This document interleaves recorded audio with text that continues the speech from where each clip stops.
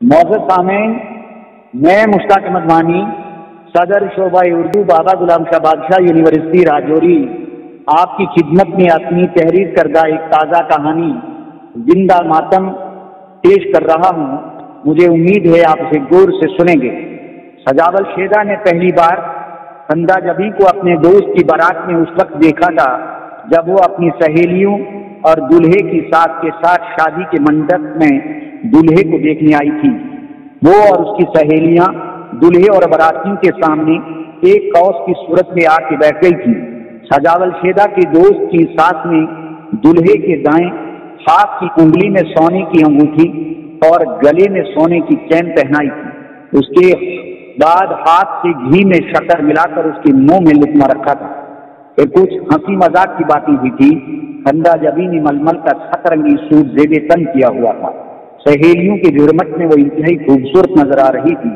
اس کا گول چہرہ، بھرے بھرے رخسار گلاب کی پنکھڑیوں کی طرح ہوں، سیاہ آنکھوں میں کاجل، کانوں میں کرن پھول، میانہ قد، سراہی دار گردن، سرول جسم، لمبے گھنیرے سر کے بال، مخروطی انگلیاں، موتیوں کی طرح چمکیلے دانت، دل کو موہ لینے والی مسکان اور اس کی باتیں اس کی متانت کو ظاہر کرتی تھی۔ اس کی رفتار و گفتار، ناز و ادا اور بل کھاتے ہوئے پری پیکر وجود کو دیکھ کر سجاول شیدا پہلی نظر میں اس سے فریفتہ ہو گیا تھا۔ ادھر سجاول شیدا کی وضاقتہ بھی بڑی پرکشش تھی۔ وہ مونگیا رنگ کی پینٹ کوٹ ٹائی پہنے ہوئے تھا۔ اس کی چمکیلی آنکھیں، کلین شیو گھنگریالے بال اور اس کے پورے جسم میں پھرتیلا پن یہ ظاہر کر رہا تھا کہ وہ کسی بھی لڑکی کو اپنی جانب مائل کر سکتا ہے۔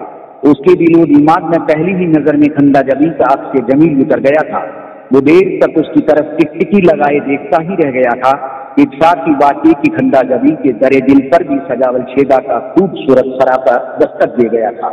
سجاول شیدا نے چاہا تھا کہ غلام اکبر کے لیے خندہ جبی کے قریب جا کر اس سے باتیں کرے، اس کا موبائل نمبر حاصل کرے، اس کو اپنا موبائل نمبر لکھائے۔ ابھی وہ یہی باتیں سوچ رہا تھا کہ تب تک خندہ جبی کی سہیلیاں اٹھ کھڑی ہوئی اور دلہن کے پاس اندر چلی گئی تھی۔ آگ اور پانی اپنا راستہ خود بنا لیتے۔ سجاول شیدا سے رہا نہیں گیا تھا۔ اس کے دل کی اضطرابی کیفیت بڑھتی جا رہی تھی۔ وہ اپنی جگہ سے اٹھ کھڑا ہوا تھا۔ وہ خندہ جبی کو قریب سے دیکھنے، اس سے باتیں کرنے، اس کے خاندان کے بارے میں واقفیت حاصل کرنے کی چاہت میں دلہن کے گھر کے آس پاس بھونرے کی طرح ادھر ادھر پھرنے لگا۔ اتفاقاً اسی دوران خندہ جبی بھی دلہن کے کمرے سے باہر آ گئی۔ دونوں کی آنکھیں چار ہوئی تھیں، دونوں کے چہروں پر جوانی کا خمار ابھر آیا تھا۔ پھر دونوں اپنے ہونٹوں پہ مسکان لیے لمحہ بھر کے لیے ایک دوسرے کی طرف دیکھتے رہ گئے تھے۔ اس سکوت کو توڑنے میں سجاول شیدا نے پہل کی تھی۔ اس نے خندہ جبی سے پوچھا تھا، کہاں رہتی ہو؟ نام کیا ہے؟ میرا نام خندہ جبی ہے، اسی شہر کی رہنے والی ہوں۔ آپ کا نام؟ کہاں کے رہنے والے ہیں؟ اس نے بھی سجاول شیدا کا تعارف چاہا تھا۔ ہاں، مجھے سجاول شیدا کہتے ہیں، دل فروش نگر کا رہنے والا ہوں۔ آپ کیا کرتی ہیں؟ آپ کی تعلیمی قابلیت، کیا کوئی جاب بھی کرتی ہیں؟ ہاں، میں زولوجی میں MSc ہوں، ایک ہائر سیکنڈری اسکول میں لیکچرر ہوں۔ خندہ جبی نے بھی سجاول شیدا سے پوچھا تھا، آپ کی تعلیم اور پیشہ؟ میں ماحولیاتی سائنس میں MSc کر چکا ہوں، نوکری کی تلاش میں ہوں۔ خندہ جبی نے پوچھا تھا، دولہے کے ساتھ آپ کا کیا رشتہ ہے؟ ہم دونوں کلاس فیلو رہ چکے ہیں۔ خندہ جبی یہ سن کے کسی حد تک مسکرا اٹھی تھی، کہنے لگی تھی، اور دلہن میری کلاس فیلو رہ چکی ہے۔ دونوں کے چہروں سے عیاں ہو رہا تھا کہ اجنبیت کی دیوار ان کے درمیان حائل نہیں ہے، جس کی وجہ سے وہ ایک دوسرے کے قریب آ رہے ہیں۔ سجاول شیدا نے اس کا موبائل نمبر معلوم کرنے کی خواہش ظاہر کی تھی۔ اس نے پوچھا تھا، کیا میں آپ کا موبائل نمبر سیو کر سکتا ہوں؟ جی کیوں نہیں؟ خندہ جبی نے بے خوف ہو کر اپنا موبائل نمبر لکھوایا تھا، لیکن اس نے سجاول شیدا سے اس کا نمبر نہیں مانگا تھا۔ باراتی کھانا کھا چکے تھے، دلہن کی رخصتی ہونے والی تھی۔ سجاول شیدا اور خندہ جبی نہ چاہتے ہوئے بھی ایک دوسرے کو خدا حافظ کہنے پر مجبور ہو گئے تھے، لیکن جوانی، پیار، تمنا اور ناز و ادا کے دن آدمی کو آرام سے سونے نہیں دیتے۔ جب سجاول شیدا واپس اپنے گھر پہنچا تو اس نے دوسرے ہی دن خندہ جبی کو فون کرنا چاہا تھا۔ اس نے ڈرتے ہوئے اس کا نمبر ڈائل کیا تھا۔ 3 رنگیں جانے کے بعد خندہ جبی نے فون اٹھایا تھا۔ بغیر نام کے نمبر دیکھنے کے بعد جب اس نے ہیلو کہا تھا تو آگے سے سجاول شیدا کہنے لگا تھا، جی میں سجاول شیدا بول رہا ہوں، سنائیے کیسی ہیں؟ ہاں میں اچھی ہوں، آپ کیسے ہیں؟ اس کے پوچھنے پر سجاول شیدا نے ہمت جٹاتے ہوئے کہہ دیا تھا، بس جب سے میں نے آپ کو دیکھا ہے تب سے میرا دل بے قرار ہے، نیند نہیں آتی۔ کھندا جبی نے بھی بطور مذاق کہہ دیا تھا، نیند کی ٹکیا کھا کے سو جایا کریں، نیند ایک طبی اور فطری عمل ہے، آخر کب تک نیند کی ٹکیا کھا کر سویا کروں گا؟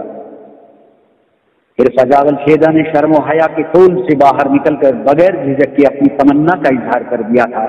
اس نے کہا تھا، میری تمنا اور آرزو یہ ہے کہ تم میری زندگی میں بہار بن کے آؤ، یعنی ہم بنے ایک دوسرے کے لیے۔ کھندا گوی نے سجاول شیدا کی آرزو سن کر کہا تھا، اس سلسلے میں اگر آپ میری ایک شرط پوری کریں گے تو میں آپ کی زندگی میں بہار بن کے آ جاؤں گی۔ سجاول شیدا نے بڑی بےتابی سے پوچھا تھا، ہاں بتائیے شرط کیا ہے؟ وہ یہ کہ پہلے آپ سرکاری ملازمت حاصل کر لیں۔ سجاول شیدا نے شرط سننے کے بعد دلیل پیش کی تھی۔ اس نے کہا تھا، محبت اور ملازمت کا آپس میں کوئی رشتہ نہیں ہوتا ہے، ملازمت اپنی جگہ اور محبت اپنی جگہ، بس مجھے آپ سے محبت ہو گئی ہے، محبت کی بنیاد پر آپ کے ساتھ شادی کرنا چاہتا ہوں۔ کھندا جبی نے کہا تھا، یہ تو آپ کو معلوم ہی ہوگا کہ شادی ذمہ داریوں کو نبھانے کا نام ہے، میں نے سماج میں پیار و محبت کی بنیاد پر ازدواجی رشتے بنتے بگڑتے دیکھے ہیں۔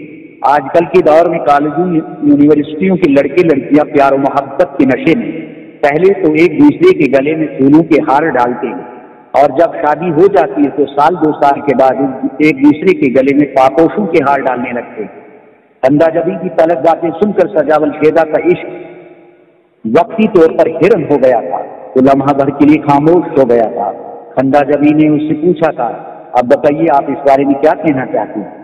سجاول شیدا نے احساس ندامت کے ساتھ کہا تھا، دیکھیے مجھے اگر سرکاری ملازمت مل جائے تو بہتر ہے، ورنہ تجارت کروں گا اور لاکھوں کماؤں گا، تم کو اپنی شریک حیات بنا کر ہر طرح سے خوش رکھوں گا۔ کھندا جبی نے کہا تھا، آپ اپنے پیروں پر کھڑے ہو جائیے، شادی کوئی بڑا مسئلہ نہیں ہے۔ آپ کے والدین اور بھائی بہنیں کیا کرتے ہیں؟ میرے والد صاحب ریٹائرڈ تحصیلدار ہیں، میری اماں گھر میں ہی کام کرتی ہیں، ہم دو بھائی ہیں، میں سب سے بڑا ہوں، مجھ سے چھوٹی ایک بہن ہے، وہ گریجویشن کر رہی ہے، مجھ سے چھوٹا بھائی میٹرک میں پڑھ رہا ہے۔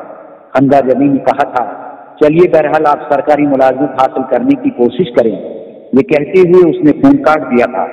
سجاول شیدا ہونکوں کی طرح کھڑا یہ سوچتا رہ گیا تھا کہ محبت اب تجارت بن گئی ہے۔ اس کے باوجود اس نے کھندا جبی کو حاصل کرنے میں کوئی بھی کسر نہیں چھوڑی تھی۔ اب وہ اس کے ساتھ ویڈیو کال پر بھی باتیں کرنے لگا تھا، وہ اپنے چہرے اور بالوں کو خوب سجاتا۔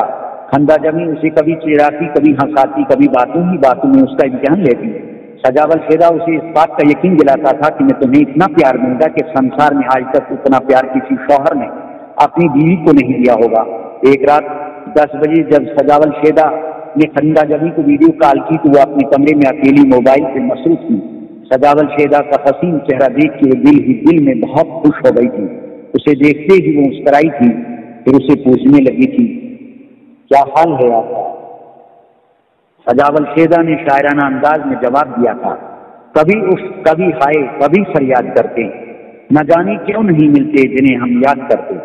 کھندا جبی نے داد و تحسین پیش کرتے ہوئے کہا تھا، واہ واہ، گویا آپ میرے عشق کی شاعری کرنے لگے ہیں، بہت خوب۔ سجاول شیدا کو اس کی باتیں سن کر حوصلہ ملا تھا۔ تب اس نے کہا تھا، سنیے مجھے آپ کی محبت اور عشق کی آگ میں جلتے ہوئے کافی وقت ہو چکا ہے، اگر تم مجھے اسی طرح ستاتی رہو گی، میرے صبر کا امتحان لیتی رہو گی تو میں پولیس اور اپنے گھر والوں کے نام ایک رکا لکھ کر خودکشی کر لوں گا جس میں اس بات کا ذکر ہوگا کہ میری موت کی ذمہ دار کھندا جبی ہے۔ سجاول شیدا کی یہ دھمکی آمیز باتیں سن کر کھندا جبی تشویش میں پڑ گئی تھی، اس کا دل دھک سے رہ گیا تھا۔ اس نے کہا تھا، آپ اپنے والدین کو میرا رشتہ میرے والدین کے پاس بھیج دیں تاکہ آپ کی تمنا پوری ہو سکے، خودکشی نہ کیجیے، خودکشی اسلام میں حرام ہے۔ کھندا جبی کی باتیں سن کر سجاول شیدا کی جان میں جان آ گئی تھی۔ اس نے اپنے والدین کو اپنی پسند کی لڑکی کے ساتھ شادی کرنے پر راضی کر دیا تھا۔ چند دنوں کے بعد سجاول شیدا کے ساتھ کھندا جبی کا رشتہ طے ہو گیا تھا۔ 3 ماہ کے بعد سجاول شیدا دلہا بنا تھا، ڈھول باجا ناچ گانا سب کچھ ہوا تھا۔ بارات میں کوئی زیادہ لوگ نہیں تھے۔ کھندا جبی کی تمام سہیلیوں نے اسے संवारने और दुल्हन रूप देने में कोई कसर उठाए नहीं रखी थी। खंदा जबी ने अपना कीमती लिबास पहना था कि जो आंखों को ठहरा कर देता था। उसके जिस्म के मुनासिब हिस्सों पर जेवरात, मेहंदी से रचे हाथ चूड़ियों की खनक और ताबीज की झनकार से एक नगमगी सी पैदा हो जाती थी। दुल्हन वही जो पिया मन बाहे वीडियो बनाने वाले और फोटोग्राफर ने दूल्हे और दुल्हन की को मुख्तलिफ पोज महफूज कर दिया था। निकाह खानी से लेकर दुल्हन की विदाई तक हर अदा और हर मकाम और मंजर की वीडियो बनाई गई थी। खंदा जबी रोती हुई अपने वालिदैन और भाई बहनों से लिपट लिपट कर रुखसत हुई थी। दूसरे दिन एक बहुत बड़े शादी वाले हाल में दावती वलीमा हुई थी। सजावल शेदा और खंदा जबी चबूतरा नुमा जगह पे ऊंची खूबसूरत कुर्सियों पे एक साथ बैठे हुए थे। उन दोनों की खुशी का एक दिन बीत गया था। फिर हर बरस के 4 मौसमों के साथ उनके प्यार के कई मौसम बीत गए थे। 1.5 साल के बाद सजावल शेदा एक बेटी का बाप बन गया। दादा दादी ने उसका नाम नाजली रखा। अब सजावल शेदा मुलाजमत की तलाश में इधर उधर भटकने लगा, लेकिन कहीं भी मुलाजमत के इम्कानात नजर नहीं आ रहे थे। आखिरकार उसके बाप ने उसे घर से काफी दूर बाजार में किराए पर दुकान लेकर दी, जहां वो मोबाइल सेट बेचने का कारोबार करने लगा। 2 साल के बाद खंदा जबी ने एक और बेटी को जन्म दिया। उसका नाम आसिया रखा गया। घर में रहमतों की आमद शुरू हो गई थी। अब सजावल शेदा को दूसरी बेटी की भी फिक्र सवार हुई। खंदा जबी का हुस्न धीरे धीरे मान पड़ने लगा। उसे अपनी ड्यूटी की फिक्र, बच्चियों की फिक्र, सास ससुर की खिदमत और सबसे बड़ी फिक्र अपनी शरीके हयात की, कि जिसके मिजाज में बच्चियों की पैदाइश के बाद चिड़चिड़ापन पैदा हो गया था। 5 साल के बाद सजावल शेदा के यहाँ बेटा पैदा हुआ। घर में खुशी की एक लहर सी दौड़ गई। बेटे का नाम बाकर रखा गया। 2.5 साल के बाद खंदा जबी ने एक और बेटे को जन्म दिया। उसका नाम मंसूर रखा गया। अब सजावल शेदा 4 बच्चों का बाप बन चुका था।